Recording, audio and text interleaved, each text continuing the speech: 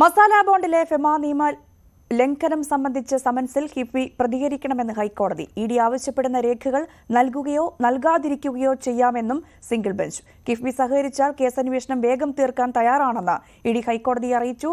എൻഫോഴ്സ്മെന്റിന്റെ അന്വേഷണത്തിന് പിന്നിൽ രാഷ്ട്രീയ ലക്ഷ്യമെന്നും കിഫ്ബി ഹൈക്കോടതിയിൽ ആവർത്തിച്ചു.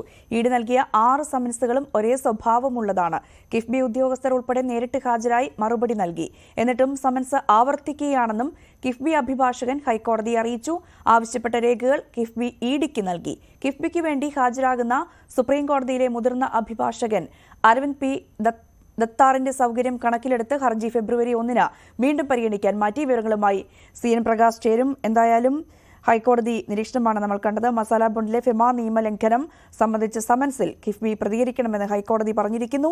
ഇഡി ആവശ്യപ്പെടുന്ന രേഖകൾ നൽകുകയോ നൽകാതിരിക്കുകയോ ചെയ്യാമെന്നും സിംഗിൾ ബെഞ്ച് ഇപ്പോൾ വ്യക്തമാക്കിയിരിക്കുന്ന സാഹചര്യം. കിഫ്ബി സഹകരിച്ചാൽ കേസന്വേഷണം വേഗം തീർക്കാൻ തയ്യാറാണെന്ന് ഇഡി ഹൈക്കോടതിയെ അറിയിച്ചിരിക്കുന്ന സാഹചര്യം കൂടിയുണ്ട്.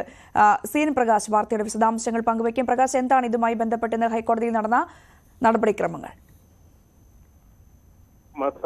മസാല ബോർഡിലെ ഫെമ നിയമലംഘനം സംബന്ധിച്ച സമൻസിൽ കിഫ്ബി പ്രതികരിക്കണം എന്നാണ് ഇപ്പോൾ ഹൈക്കോടതിയുടെ ഭാഗത്തുനിന്ന് നിർദ്ദേശം വന്നിട്ടുള്ളത്. ഇഡി ആവശ്യപ്പെടുന്ന രേഖകൾ നൽകുകയോ നൽകാതിരിക്കുകയോ ചെയ്യാനുള്ള വിവേചന അധികാരമുണ്ട്. എന്നാൽ പോലും സഹകരിക്കണം, അന്വേഷണം വേഗം തീർക്കണമെന്ന് ആഗ്രഹമുണ്ടെങ്കിൽ സഹകരിക്കണം എന്ന നിർദ്ദേശമാണ് കോടതിയുടെ ഭാഗത്തുണ്ടായിട്ടുള്ളത്.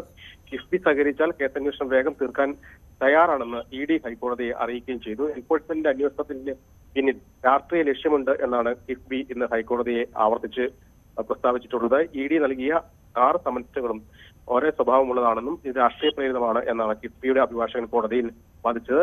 കേസ് ഫെബ്രുവരി 1 വീണ്ടും പരിഗണിക്കാൻ വേണ്ടി മാറ്റിയിരിക്കുകയാണ്. മസാല ബോണ്ട് വഴിയുള്ള ഫണ്ട് നൽകുന്ന പദ്ധതികളുടെ വിശദാംശങ്ങൾ അറിയിക്കാൻ ഹാജരാകാൻ ആവശ്യപ്പെട്ടാണ് ഇഡി കിഫ്ബിക്ക് സമൻസ് നൽകിയത്. ഇത് ചോദ്യം ചെയ്തുകൊണ്ടായിരുന്നു കിഫ്ബി ഹർജിയുമായി ഹൈക്കോടതിയിൽ എത്തിയത്. ശരി, CN പ്രകാശാണ് വാർത്തയുടെ വിശദാംശങ്ങൾ പങ്കുവച്ചത്.